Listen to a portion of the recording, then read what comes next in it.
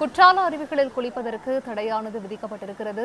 தென்காசி மாவட்டம் குற்றால அருவிகளில் ஆர்ப்பரிக்கும் வெள்ளம் காரணமாக அங்கு குளிப்பதற்கு தடையானது விதிக்கப்பட்டிருக்கிறது.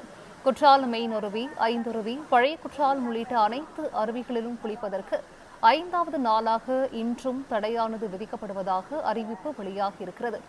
அருவிகளில் நீர்வரத்து சீரானதும் சுற்றுலா பயணிகள் குளிக்க அனுமதி வழங்கப்படும் எனவும் இந்த அறிவிப்பில் குறிப்பிடப்பட்டிருக்கிறது. கூடுதல் விவரங்களை செய்தியாளர் விமலவேலன் வழங்கிட கேட்கலாம். விமலவேலன், வணக்கம்.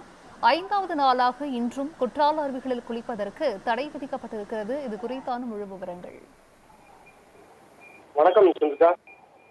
தென்காசி மாவட்டத்துல பல்வேறு பகுதிகளில் கடந்த சில நாட்களாக துவங்கிய வடகிழக்கு பருவமழை காரணமாக தென் மாவட்டங்களில் உள்ள அனைத்து பகுதிகளிலும் சாரல் மழை, கனமழை என மாறி மாறி பெய்து வருகிறது.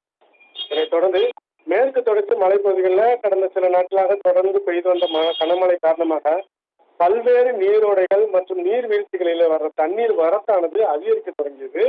இதன் காரணமாக தென்னகப்பா மற்றும் ஏழைகளின் ஊற்றி என்று அழைக்கப்படும் குற்றால அருவிகளில் கடந்த 4 நாட்களாக காட்டாற்று வெள்ளமானது ஆர்ப்பரித்து கொட்டி வருகிறது. இதனால மெயின் அருவி, ஐந்தருவி, பழைய குற்றால அருவி, சிற்றருவி, புலியருவி உள்ளிட்ட அனைத்து அருவிகளிலும் சுற்றுலா பயணிகளோட பாதுகாப்பு கருதி அவர்கள் குளிப்பதற்கு தடையானது விதிக்கப்பட்டது. தற்போது வரை அருவிகளில் வெள்ளத்தின் சீற்றம் குறைந்தாலும் தண்ணீரின் வரத்து இன்னும் குறையாத காரணத்தினால 5வது நாளாக இன்றும் அனைத்து அருவிகளிலும் குளிக்க தடையானது தொடர்ந்துள்ளது.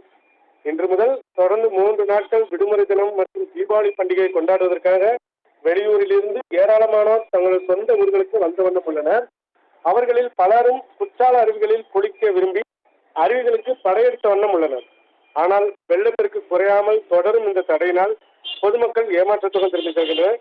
இந்நிலையில அருவிக்கு வரும் நீர் வரத்தானது சீராக துவங்கியதும் சுற்றுலா பயணிகள் குளிப்பதற்கு அனுமதியானது வழங்கப்படும் என காவல்துறை சார்பில் தெரிவிக்கப்பட்டுள்ளது.